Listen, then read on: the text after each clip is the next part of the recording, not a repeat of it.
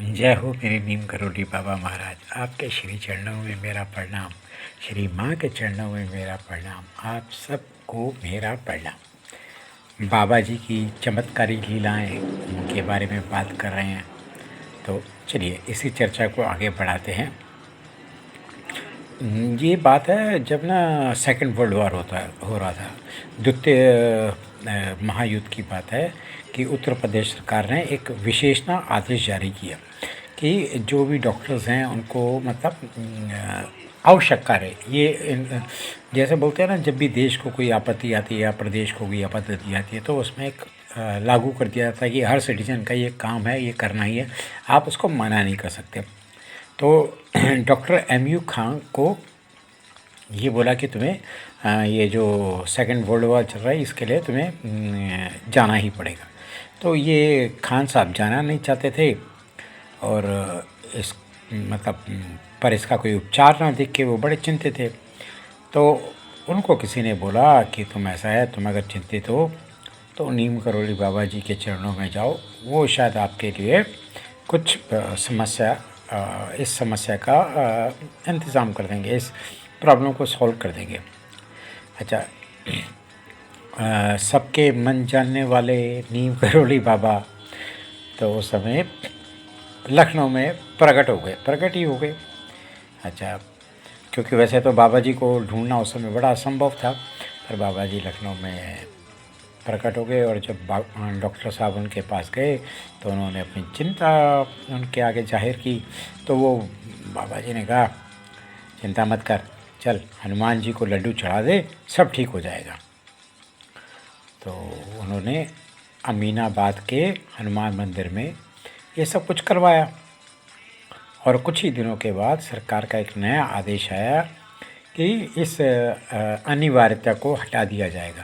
कि मतलब ये जो था लॉ लगाया हुआ था कि सबको ये काम करना है वर्ल्ड वॉर या कोई भी वॉर की तरह, तो हटा दिया जाएगा। तो बस वो डॉक्टर जो थे, डॉक्टर साहब एम.यू. खां, वो जाने से रह गए, उनका काम बन गया। तो बाबा जी तो हमेशा ये थे ना कि बाबा जी ने कभी, जैसे आजकल के होते हैं ना बड़े कमाल के बाबा, ये मैंने कर दिया, वो मैंने कर दिया, बाबा जी ने तो कभी ये भी नहीं बोला मैंने किया। तो डांट ही देते थे अगर कोई उनको बोलता था कि आपने ये किया। मेरे बाबा तो हमेशा एक कंबल में, एक लुंगी में, सफ़ेद लुंगी में और इसमें रहे। ऐसे ही एम.यू. खां की एक दिन ना उनकी जो वाइफ थी, बेगम थी, जो बीमार हो गई। अच्छा, बहुत सारे उनके इलाज किए पर ना उनका ना बुखार ना शांत नहीं हुआ, बैठा ही नहीं, और वो बहुत दुखी थे। तो ऐसे ही जो थे ना बाबा जी के, तो वो भगत बन ही गए थे। तो इसी बार उन्होंने बाबा जी को याद किया, और जैसे ही बाबा जी को याद किया, बाबा जी घर आ गए उनके। बाबा जी जिनको नहीं मिलते, पर बाबा जी को जो याद करो उनके घर आ जाते हैं। तो बाबा जी जैसे प्रकट हुए, उन्होंने अपनी परेशानी ना बाबा जी के आगे रखी। तो बाबा जी ने दोबारा उनको बोला, हनुमान जी को लड्डू का भोग लगा और इसे प्रसाद खिला, ठीक हो जाएगी। तो बाबा ने बोल दिया तो बोल दिया। तो डॉक्टर साहब ने ऐसे ही किया, और पर वो ना घबरा रहे थे कि ये क्या बात हुई, लड्डू खिलाऊं और ये सब ठीक हो जाए।